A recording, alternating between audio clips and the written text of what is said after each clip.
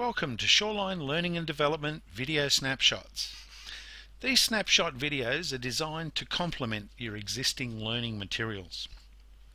My name is Brent Walker, and the subject we will address in this particular snapshot is the second unit of Part 2, Delivery, of the TAE.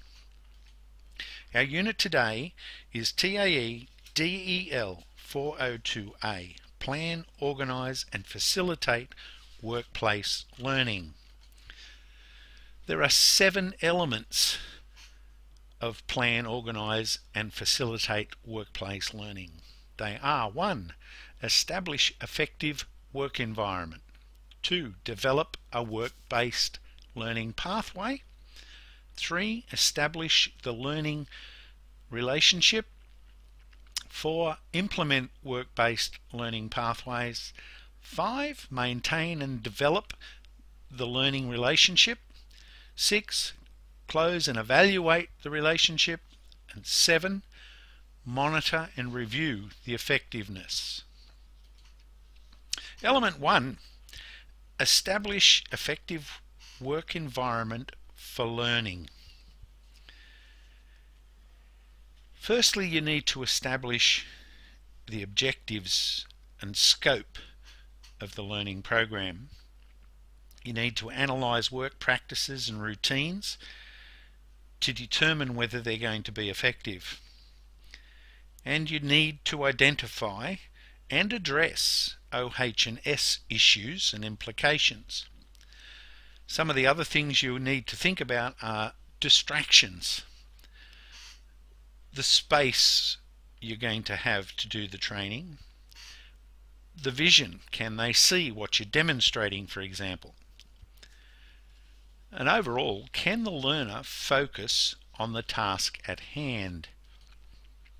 Element 2 is develop a work-based learning pathway.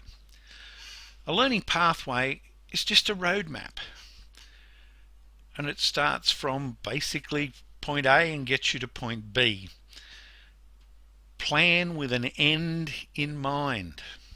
Consider the purpose, objectives and specific goals of the overall learning pathway. The tasks and activities to be included, the sequence of the task and activities, and the opportunities for practice. So what is the goal of a learning pathway? It may be career progression, continuous improvement, new skills, diversification, may even be a new job role. So element 3 is establishing the learning or facilitation relationship. Who are you training? What are their learning styles and appropriate techniques are you going to use to teach them? What is expected of the learner? When? This is where you set your punctuality standards. Where?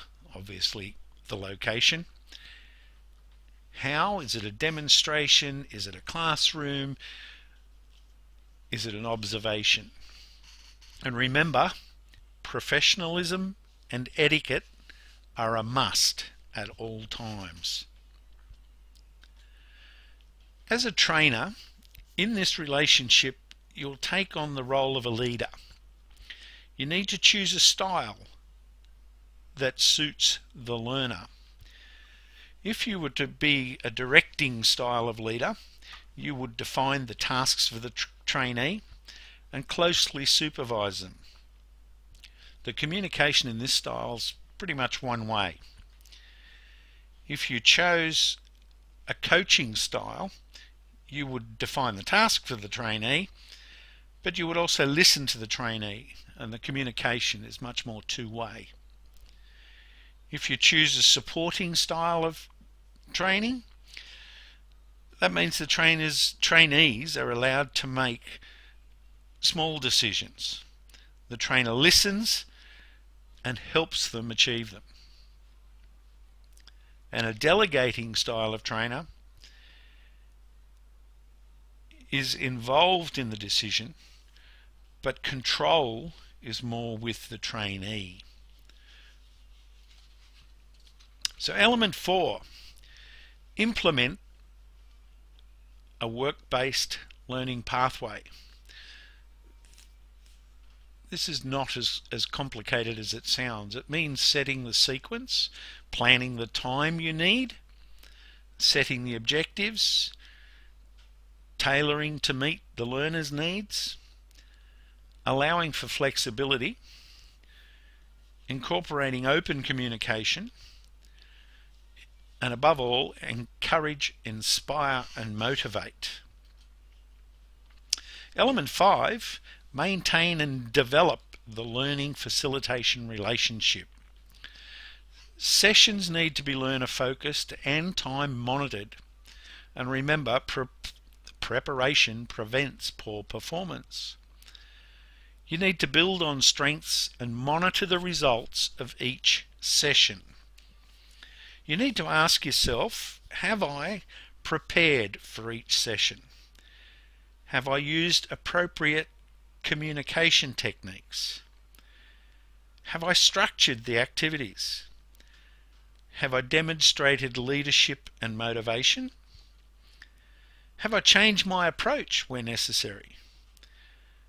And have I behaved ethically and professionally at all times? Element 6, close and evaluate the learning facilitation relationship. This is a time to look back or reflect. It's a time to gain feedback from all participants and evaluate the entire process.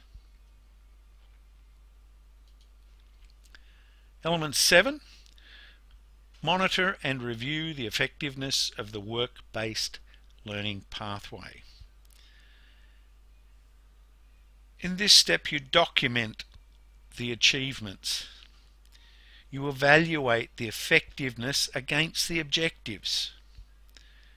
You evaluate the process and techniques you used.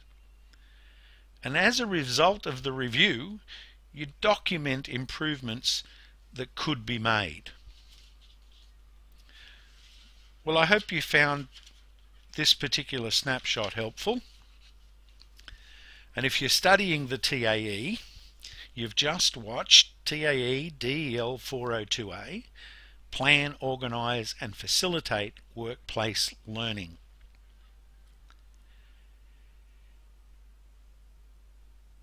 Your next video would be Make a Presentation and can be found on the YouTube channel shown above. If you have any questions, don't hesitate to contact your trainer or your client services manager. Our entire team at Shoreline Learning and Development are here to help you.